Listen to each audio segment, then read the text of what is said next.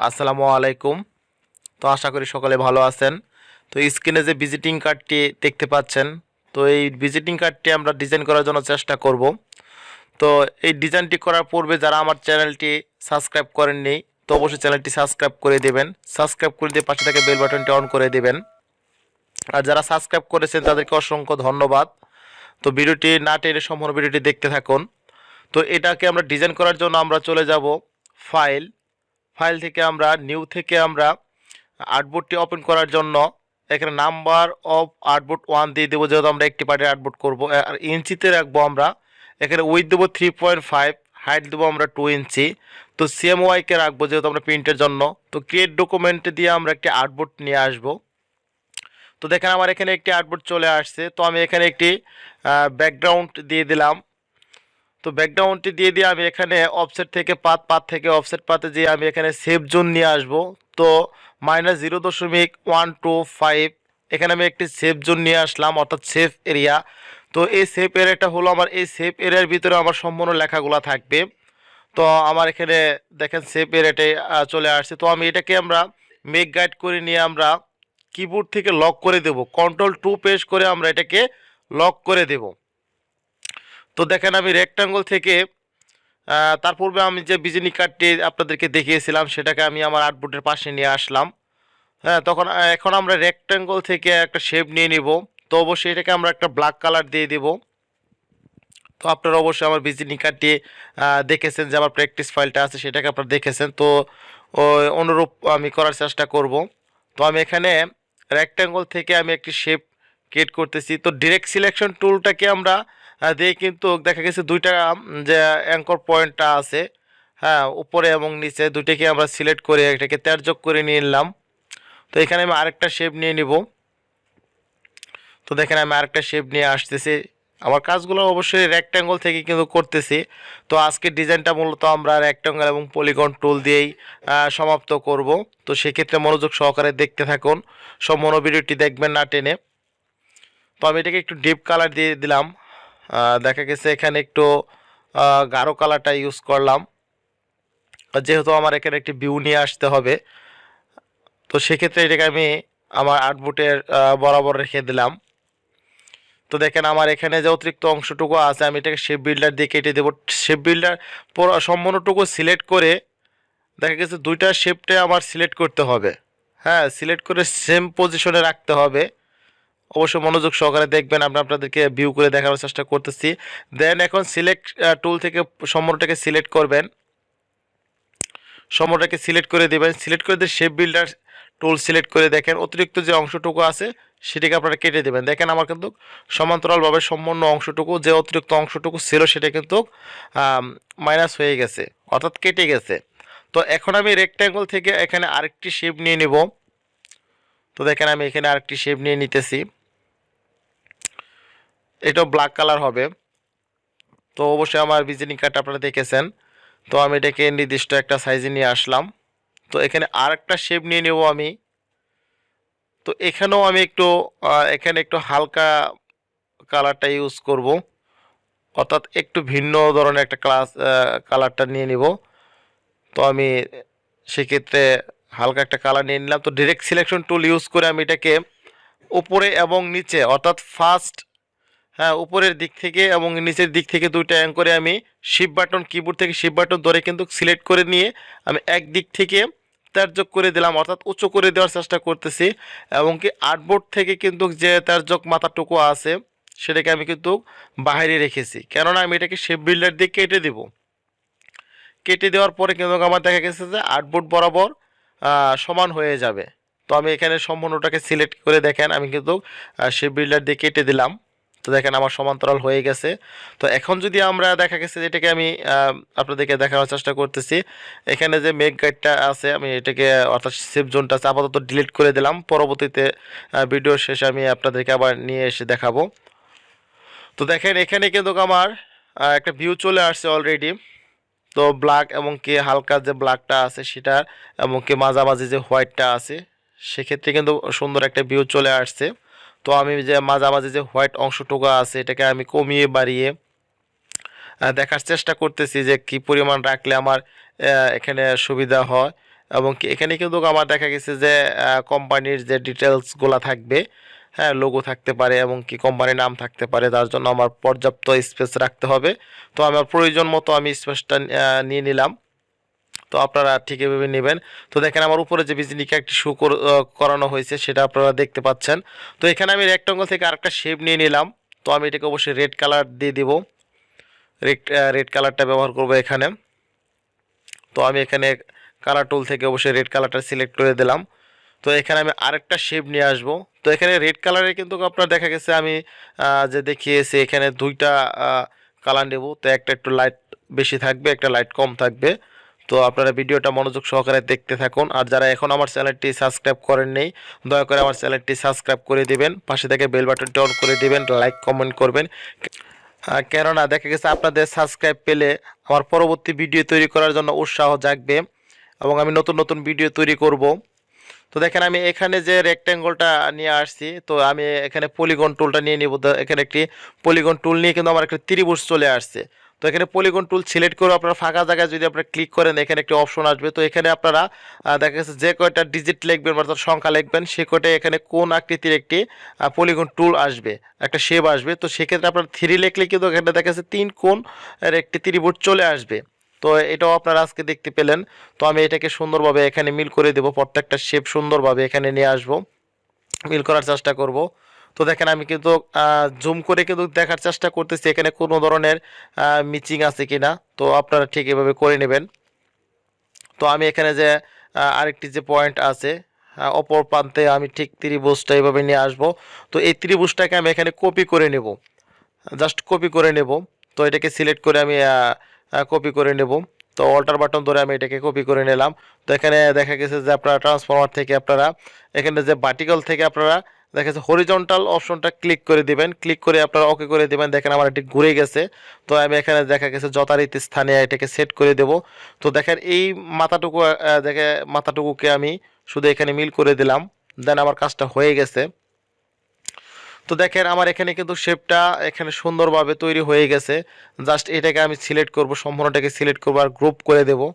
Group করে দিয়ে আমি কিন্তু এই একটিকে আমি ডুপ্লিকেট করে নেব, অর্থাৎ দেখা গেছে এটাকে আমি কপি করে নেব। কপি করে নিয়ে আমার যে যথারীতি যে স্থানগুলো আছে সেম পজিশন অর্থাৎ সুন্দর পজিশনে রাখার চেষ্টা করব, প্রত্যেকটাকে সমান দূরত্বে রাখবো আমরা।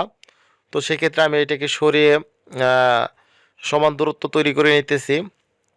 তো এটা আপনারা কপি করে নিতে পারেন বা দেখা গেছে যে আপনাদের যে আইডিয়া সেই আইডিয়া অনুযায়ী করে নিতে পারেন। তো যে যেভাবে সুন্দরভাবে করতে পারেন অবশ্যই সেটাই করবেন।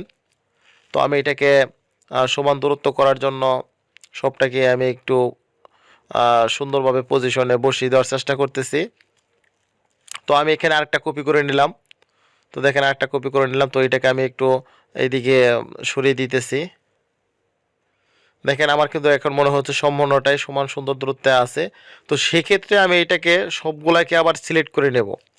হ্যাঁ, এখানে আমার 4টা শেপই কিন্তু তৈরি করা হয়ে গেছে। প্রত্যেকটাকে আমি একদিক থেকে কার্সর ধরে কিন্তু সিলেক্ট করে নিলাম, সিলেক্ট করে গ্রুপ করে দেব, গ্রুপ করে দেবো এবং কি আবার চলে যাব আমরা ট্রান্সফরমার থেকে। আমরা এখানে রিফ্লেক্ট যে অংশটুকু আছে এখানে কিন্তু পার্টিকেল থাকবে, এটাকে অবশ্যই পার্টিকেল দিতে হবে। আমরা প্রথমবার কিন্তু দিয়েছিলাম হরিজন্টাল, এখানে কিন্তু অবশ্যই পার্টিকেল দিয়ে আপনারা ক্লিক করে নেবেন। দেখেন আমার সেম পজিশনে চলে আসছে। তো আমি এটাকে আরেকটা শেপ নিয়ে টেনে বড় করে দিতেছি এবং অর্থাৎ শেষ প্রান্ত পর্যন্ত আমি এটাকে মিল করে দিতেছি। তো দেখেন আমি আপনাকে দুইটা অপশন এখানে দেখাবো। তো আমরা এটাকে একটা কপি করে নিতে পারি, হ্যাঁ এটাকে কপি করেও করতে পারেন অথবা দেখা গেছে যে আপনারা টেনে লম্বা করে দিতে পারেন। তো আপনাদের যেভাবে সুবিধা হয় সেভাবে করবেন, আমি আপনাদেরকে শুধু এখানে দেখিয়ে দিলাম। তো দেখেন আমি এখানে যে এই অপশনগুলো আছে বা এই যে টাইপ টুলগুলো আছে বা এখানে যে আইকনগুলো আছে আমি এটাকে আগে থেকে তৈরি করে রেখেছি, অবশ্যই ভিডিওটা সহজ করার জন্য। কারণ টাইপ টুল এবং কি আইকনগুলো সেট করতে গেলে একটু সময় দরকার। তো সেক্ষেত্রে ভিডিওটা লং হয়ে যাবে। তো এত ধৈর্য ধরে হয়তো বা আপনাদের অনেকটা দেখা কষ্ট হয়ে যাবে। তো সেক্ষেত্রে আমি এটাকে একটু শর্ট করার জন্য পূর্বে থেকে রেডি করে রেখেছিলাম। তো আশা করি আপনারা সম্পূর্ণ ভিডিওটি দেখবেন, দেখলে অবশ্যই বুঝতে পারবেন। তো টাইপ টুল নিয়ে আমার পূর্বের ভিডিও তৈরি করা আছে, আমার চ্যানেল থেকে দেখে আসতে পারেন। তো আমি জাস্ট এখানে শুধু এখানে কপি করে নিয়ে এসে বসিয়ে দিলাম, কালারটাকে চেঞ্জ করলাম আই ড্রপার টুল থেকে। তো এখানে আমি কোম্পানির জন্য অর্থাৎ যারা যে ভিজিটিং কার্ড যার জন্য তৈরি করবেন সে যে কোম্পানিতে জব করে অবশ্যই সেটা আপনারা লিখে দিতে হবে। তো আপনারা অবশ্যই সেটা পারবেন। তো দেখেন আমি এখানে রুবেল গ্রাফিক্স ডিজাইনার কথাটুকু লিখে রাখলাম। আর এখানে অবশ্যই যে এমপ্লয়ের জন্য ভিজিটিং কার্ড হবে তার নাম হবে, তার ডেজিগনেশন হবে। তো আমি এখানে গ্রাফিক্স ডিজাইনার কথাটা লিখে দিলাম। তো আপনারা আপনাদের মতো করে তৈরি করবেন। আর অবশ্যই এখানে কোম্পানির লোগোটা হবে। তো আমি এখানে আমার নিজস্ব লোগোটা ইউজ করলাম। তো আমি আমার মতো করে এখানে ডিজাইন করেছি এবং কি আমার মতো করে তথ্যটা দিয়েছি। তো যখন আপনারা বাস্তব ক্ষেত্রে কর্মক্ষেত্রে আপনারা এটা তৈরি করবেন অবশ্যই বায়ার এবং কি আপনারা যার জন্য করবেন তারা অবশ্যই আপনাকে নির্দেশনা দিয়ে দিবে। তো আমি এখানে দেখা গেছে যে এই আইকনগুলো এখানে ইউজ করব। তার পূর্বে অবশ্যই আমরা এখানে যে টাইপ টুলের বা যে টেক্সটগুলো আছে যে তথ্যগুলো আছে সেই তথ্যগুলো আমরা এখানে যে চারটা শেপ নিয়েছি আমরা শেপের মধ্যে আমরা অ্যাড করে দিতেছি। দেখা গেছে সুন্দরভাবে সেট করার চেষ্টা করতেছি। তো আমার এখানে লেখাগুলো সেট হয়ে গেছে। তো দেখা গেছে যে আমার এটা লাগবে না, তো সেটা আমি অতিরিক্তটা আমি ডিলিট করে দিলাম। তো আইকনগুলো কিভাবে ডাউনলোড করতে হয় কিভাবে সেট করতে হয় তা নিয়ে কিন্তু আমার পূর্বে ভিডিও দেওয়া আছে। ডেসক্রিপশন বক্সে আমি অবশ্যই ভিডিওর লিঙ্কটা দিয়ে দেবো, আমরা সেখান থেকে দেখতে পারবেন যে কিভাবে অতি সহজে আপনাদের প্রয়োজন অনুযায়ী আইকনগুলো আপনারা ডাউনলোড করতে পারবেন। তো সেটা আমি অবশ্যই দিয়ে দিয়েছি, আপনারা আমার ডেসক্রিপশন থেকে ভিডিও লিঙ্ক থেকে আপনারা সেটা দেখতে পারেন। তো দেখেন আমি এখানে সুন্দর যথারীতি স্থানে আমি এটাকে সেট করে দিলাম। এটা হচ্ছে আপনারা দেখা গেছে যে যার জন্য ভিজিটিং কার্ডটা তৈরি করতেছেন সে ব্যক্তির কন্ট্যাক্ট নাম্বারটা এখানে দিয়ে দিবেন। অবশ্যই এখানে contact number, location, YouTube channel, হ্যাঁ, ইমেল, এই তথ্যগুলাই দেখা গেছে সাধারণত অ্যাড করা হয়। তো বাস্তব ক্ষেত্রে দেখা গেছে আপনাদের যদি ভিন্ন রকম রিকোয়ারমেন্ট দেওয়া থাকে সেক্ষেত্রে আপনারা ভিন্ন তথ্য দিতে পারেন। তো অবশ্যই আমি এখানে একটা একটা করে একটা একটা করে সুন্দরভাবে সেট করে দেব। তো এখানে রেখে আমি প্রত্যেকটাই সুন্দরভাবে, এটা হলো লোকেশন। তো যে ব্যক্তির জন্য ভিজিটিং কার্ড অবশ্যই তার যে লোকেশন আছে যে তার ঠিকানাটা আছে সেটা হবে এখানে। তো আমি পর্যায়ক্রমে সবগুলো এখানে অ্যাড করে দিলাম। তো এটা হচ্ছে ইমেল, তো ওই ব্যক্তির ইমেলটা দিয়ে দিবেন। তো এটা হচ্ছে আপনার ইউটিউব, তো দেখা গেছে তার যদি ইউটিউব চ্যানেল থাকে অবশ্যই ইউটিউব চ্যানেলের লিঙ্ক এখানে নামটা অবশ্যই দিয়ে দিবেন। তো আমি এখানে একটি কিউআর কোড নিয়ে আসব। তো আমি দেখা যাচ্ছে কোন ফাইলের মধ্যে কিউআর কোডটা রেখেছি আমার এখন মনে আসতেছে না, সেক্ষেত্রে আমি এখানে সার্চ করব। তো এই পদ্ধতিটা আপনারা অবলম্বন করতে পারেন। দেখেন সার্চ করার সাথে সাথে কিন্তু আমার কিউআর কোডটা চলে আসছে। তো এখানে আমি এটাই কিউআর কোডটা আমি এখানে ইউজ করব। তো আমি এখানে সুন্দর একটা পজিশনে আমি কিউআর কোডটা রাখার চেষ্টা করতেছি, সুন্দর একটা পজিশনে এখানে বসিয়ে দেব। তো মনে হচ্ছে এখানে আমি একটি বর্ডার দিয়ে দিলে ভালো হয়। তো সেক্ষেত্রে আমি এখানে ফিল কালারটা অফ করে আমি এখানে স্ট্রোক কালারটা ওপেন রাখবো। তো সেক্ষেত্রে আমি স্ট্রোক কালারটা এখানে দিয়ে দিতেছি। তো এটা আপনাকে এই কিউআর কোডের চারপাশে সমানভাবে বসিয়ে দিবেন।